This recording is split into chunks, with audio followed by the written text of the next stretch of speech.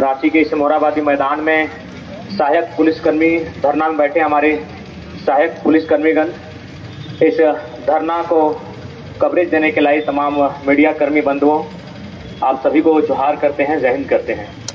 आज झारखंड राज्य का 24 साल होने को है, लेकिन मुझे आज भी मैं बार बार हर एक गांव में जाता हूं और इन्हीं विषय को रखता हूं कि आज की युवा पीढ़ी 24 सालों में, यानी जिस समय झारखंड राज्य का अलग हो रहा था, अगर किसी बच्चे ने जन्म लिया होगा तो आज वो 24 साल का हो चुका होगा और आज भी वो झारखंड की गलियों में, आज की वो गांव की पगडंडियों में एक ही सवाल करता है कि झारखंड राज्य बना ही क्यों था।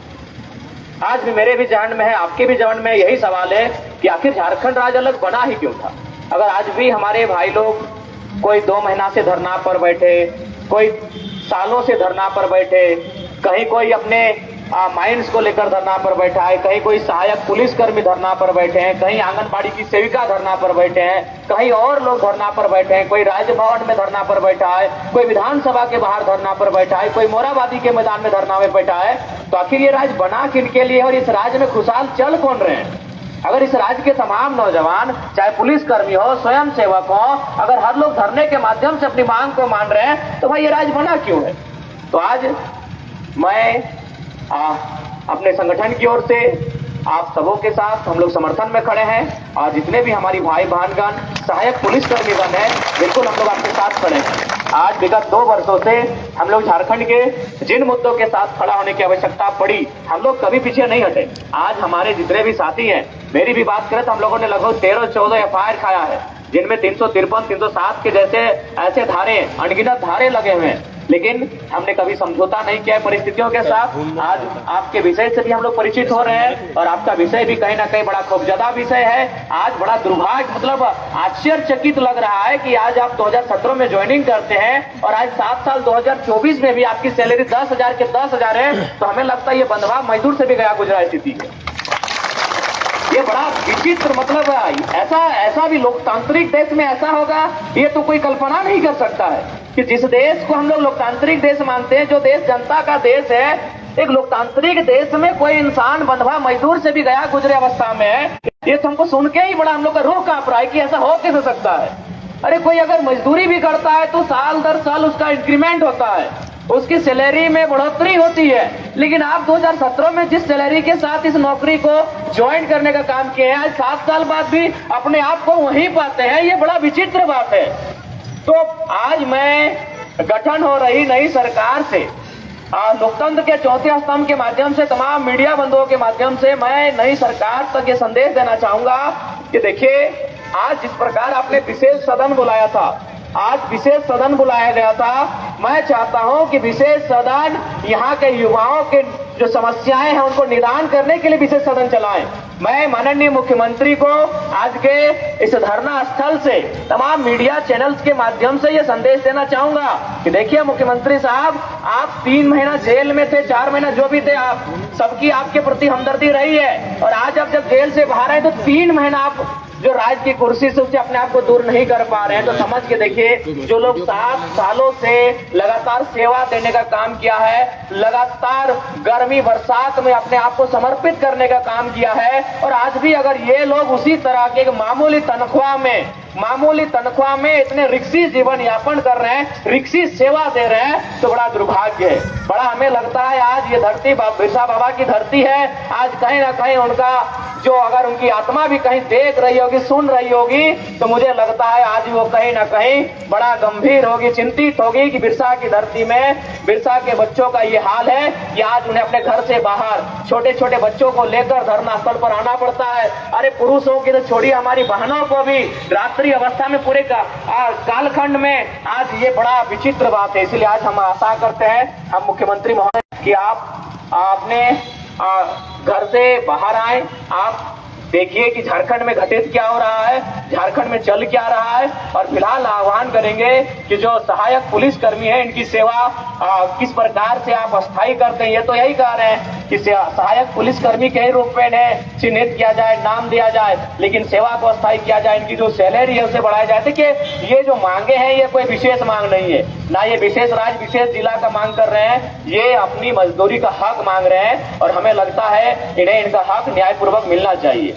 और आज जितने भी हमारे सहायक कर्मी हैं, बंधुगण हैं, भाईगण हैं, बहनगण हैं, आप सभी को हम लोग कहना चाहेंगे कि जब भी आप लोग अगर इस धरने पर बैठे हैं, आप अपने आप को अकेला ना समझे। हमारा पूरा संगठन आपके साथ खड़ा है और आपके साथ हम लोग कांधे से कांधे मिलाकर चलेंगे। चाहे जयशक्ति सीजीएल का मुद्दा हो, चाहे आपके सहायक पुलिस कर्मियों का मुद्दा हो या स्वयंसेवक का मुद्दा हो, हमने हमेशा हर मुद्दों के साथ हम लोग खड़े रहे हैं। सीजीएल की मुद्दे में अगर हम लोग नहीं खड़े होते, अगर हम लोग नहीं अगुवाई करते, तो शायद ना एसआईटी का गठन होता, ना ही पता चलता कि 27 लाख रुपए लेकर पेपर लीक किए गए थे। तो नो डाउट हम लोग मुद्दों से कभी पीछे नहीं हटे हैं, लेकिन हाँ, हम लोग भी आप ही की तरह आपके ही समान है, आपके ही तरह आपके परिवेश से आने वाले नौजवान हैं। लेकिन हाँ, जो सही है, आज हम लोग उस आवाज को बनने का काम किए, इस राज्य में उस आवाज को देने का काम किए हैं। तो निश्चय ही जब भी हमें अवसर मिलेगा, बकायदा हम लोग अभी प्रेस कॉन्फ्रेंस करके आ रहे हैं। इस राज्य के राजधानी के तमाम सम्मानित मीडिया कर्मी उपस्थित थे। हमने पहला लाइन भी यही कहा कि जो धरने पर कई दिनों से बैठे हैं हमारे सहायक पुलिसकर्मी, उनकी समस्याओं का निदान मुख्यमंत्री बकायदा करें। क्योंकि हमें लगता है कि ना सहायक पुलिसकर्मी अब किसी पर विश्वास करने की उम्मीद में नहीं है, और ये स्वाभाविक है। मिथिलेश ठाकुर जी आके मिल के जा चुके हैं साल भर पहले, बंधु तिर्की जी भी इनसे आकर मिल के जा चुके हैं। वे बार बार आते हैं और यही बात को दोहराते हैं कि हम मुख्यमंत्री के दूत के रूप में आए हैं। और फाइनली क्या होता है ये सभी जानते हैं, आश्वासन दिया जाता है। और बड़ा दुख तो तब लगता है जब आईएएस लोग अपने लेटर हेड में हस्ताक्षर करके देते हैं, मांगों को समर्थन देते हैं, उसके बाद भी समस्या से निजात नहीं पाया जाना बड़ा दुर्भाग्य लगता है। इसलिए आप लोग धीरज रखें, क्योंकि झारखंड का निर्माण ही बड़ी लंबी लड़ाई के बाद हुआ है। झारखंड का निर्माण ही एक बहुत बड़े लंबे संघर्ष और शोषण के बाद हुआ है। हम उम्मीद करते हैं आप अपने धीरज में कोई कोताही नहीं बरतेंगे और निश्चय ही ये देश कहीं ना कहीं गांधी का देश है। और याद रखिएगा, गांधी ने एक लाठी के दम पर अंग्रेजों को बाहर खदेड़ा था। हमारे हौसले तो कम से कम उनकी लाठी से मजबूत होने चाहिए। और हम आशा करते हैं ऐसे भी आप सभी सहायक पुलिसकर्मी हैं, यानी सभी आप शारीरिक रूप से, मानसिक रूप से मजबूत लोग हैं। मुझे पूर्ण आशा है कि ये जो परीक्षा आपकी ली जा रही है, इस परीक्षा में आप अव्वल होंगे और परिस्थितियों के साथ समझौता ना करते हुए अपने संघर्ष को जारी रखते हुए अधिकार है उसे लेने के लिए आप कहीं पीछे नहीं हटेंगे। बाकी हम लोगों का समर्थन आपके साथ हमेशा रहा है, रहेगा हमेशा। नैतिक रूप से, शारीरिक रूप से हम लोग कभी आपके समर्थन में पीछे नहीं हटेंगे। और दूसरी बात, हम लोग एज ए लीडर यहाँ नहीं आए हैं। हम लोग आप भाई कहें, आपके साथी कहें, आपके मित्र कहें, हम लोग आपके भाई के रूप में आए हैं। आप उसी रूप में हमें स्वीकार करें। हम लोग लीडर के रूप में आपके साथ नहीं आए हैं, एक भाई के रूप में आए हैं। आप हमारे भाईगण हैं, आप हमारी बहनगण हैं, और हम लोग भी उसी परिवार से आते हैं। ऐसा नहीं है कि हम लोग कोई बड़ी पृष्ठभूमि से आते हैं। भले आज राज्य में हम लोगों ने अपने मेहनत से एक पहचान बना लिया है, लोकसभा के चुनाव में एक अच्छा परिणाम पा लिया है, लेकिन हम भी आप ही की तरह एक साधारण पृष्ठभूमि से आने वाले नौजवान ही है। हम लोग भी परीक्षाओं की तैयारी करते हैं। रहा है ये और बात है कि हम लोग राजनीति में आ गए और विधानसभा का चुनाव लड़ेंगे, अलग विषय है, लेकिन हम लोग भी समझते हैं परिस्थितियों को। और विशेषकर जो डिफेंस लाइन की अगर बात आती है, तो डिफेंस लाइन को भी हम लोग भली भांति समझते हैं कि कितना मेहनत के साथ, कितनी तकलीफ के साथ, उसमें कितने त्याग के साथ लोग डिफेंस की बहाली को क्लियर करते हैं। आज आप किसी भी राज्य में, कि चाहे देश में, अगर किसी मिडिल क्लास फैमिली से के अनुसार ही दिखता है, वो कभी नहीं कहेगा कि हम डॉक्टर बनना चाहते हैं, हम इंजीनियर बनना चाहते हैं। वो बड़े घर के बच्चे कहते होंगे, एकाध लोग कहते होंगे, लेकिन जो वास्तव में चीजों को समझते हैं ना, जो हकीकत से रूबरू हैं, वो यही कहते हैं। हम लोग भी जब छोटे थे, जब स्कूल में हमारे कोई पत्रकार आते थे, जब हम लोग 6ठी क्लास में 7वीं क्लास में पढ़ते थे, तो हम लोग भी पहला सपना यही कहते थे कि हम लोग आर्मी बनेंगे। तो ये स्वाभाविक है। हाँ, यहाँ जितने भी लोग बैठे हैं मिडिल क्लास फैमिली के घर के बेटे और बेटियां हैं, उनको अपने सपनों को भी मालूम है कि उनकी उड़ान कहाँ तक है। उन्होंने परिस्थितियों के साथ समझौता कर लिया है। और जहां तक डिफेंस की बात है, बहुत मेहनत के साथ लोग डिफेंस में आते हैं। तो मेरा मानना है कि हम लोग भी बहुत करीब से तैयारियों को किया है। हम लोग भी सुबह 4 बजे 5 बजे उठते थे, दौड़ लगाते थे। कई सालों तक हम लोग भी दौड़ लगाए हैं। और जहां तक डिफेंस की बहालियों का सवाल है, बहुत मेहनत करना पड़ता है। और हमारे गांव देहात में आज भी एक कहावत आज से 30-40 साल पहले कही जाती थी कि झारखंड के जो बच्चे हैं वो 2 ही कामों में नौकरी पा सकते हैं, या तो टणिया में दौड़ के, न तो मटिया कोड़ के। हमारे गांव में आज भी कहा जाता है। टणिया में दौड़ने का मतलब है हमारे जो पूर्वज नौकरी लेते थे वही हवलदार, चपरासी, दरोगा, पुलिस, वही हमारी हैसियत थी। देखिए, हम मानते हैं हमारे सपने देखने का हक है, हम अपने सपनों को आसमान तक देख सकते हैं, आसमान यानी किसी पायलट के रूप में देख सकते हैं, लेकिन सच्चाई यही, हम लोग मिडिल क्लास फैमिली से हैं, उसके लिए एक बहुत बड़ा बजट का वहन करना पड़ता है। तो हमने अपने सपने हमेशा अपने बजट के अनुसार ही देखे हैं। और ये गाँव देहात में कहावत सही में आज भी चरितार्थ है कि झारखंड के किधर दो चीजें नौकरियां करवा। आज से 30-40 साल पहले कहावत थी कि मटिया कोड़ के नहीं तो टणिया तोड़ के। मटिया कोड़ने का मतलब है कि हमारे उधर माइंस का एरिया है, जो हमारे पूर्वज उस समय मिट्टी काटने के लिए गए थे, उनको बीसीसीएल में सरकारी नौकरी लग गया था और चपरासी पुलिस की बहाली को क्लियर करते थे आज से 30-40 साल पहले। तो आज हम लोग समझते हैं, हम झारखंड के मर्म को समझते हैं। आज भी जो डिफेंस लाइन की नौकरियां ली जाती है, बड़ा मानसिक शारीरिक पड़तरना के बाद लिया जाता है, और उस दौर में लिया जाता है जब परिवार की स्थिति अति सामान्य होती है, एक साधारण सा किसान का बैकग्राउंड होता है। तो हम आपके दुख में आपके साथ हैं, और हम लोग आज कहीं ना कहीं आज अगर यहाँ तक आए हैं तो झारखंड के मुद्दों के साथ हम लोग यहाँ तक आए हैं। झारखंड के मुद्दों पर बेबाक बात रखने के लिए हम लोग यहाँ तक आए हैं, और आप लोग इस बात के लिए निश्चिंत रहें, हम लोग एक लीडर के रूप में नहीं, आपके भाई के रूप में आए हैं। जहाँ हमारी जरूरत पड़ेगी, आज हमारे जितने भी साथी हैं रांची जिला के, चूंकि हमारा घर धनबाद जिला पड़ता है, यहाँ से लगभग 250 किलोमीटर की दूरी पड़ती है। स्वाभाविक है जब अगर कोई सूचना हम तक जाएगी तो आते आते समय लग जाएगा, लेकिन रांची जिला में जो हमारी कमेटी गठन हुई है, हम लोग उनसे कह के जाएंगे, उन्हें हिदायत देके जाएंगे कि आपका जो भी कार्यक्रम हो, उस कार्यक्रम में बाकायदा हमारा पूरा संगठन आपके साथ शरीक रहेगा, आपके समर्थन में, आपके सहयोग में, हमारी हैसियत के अनुसार, हमारे सामर्थ्य के अनुसार, हमारी क्षमता के अनुसार जो भी बनेगा, जो भी पड़ेगा, हमारे साथी आपके साथ डट के रहेंगे, आपके साथ खड़े रहेंगे। आप अपने आप को अकेला ना माने।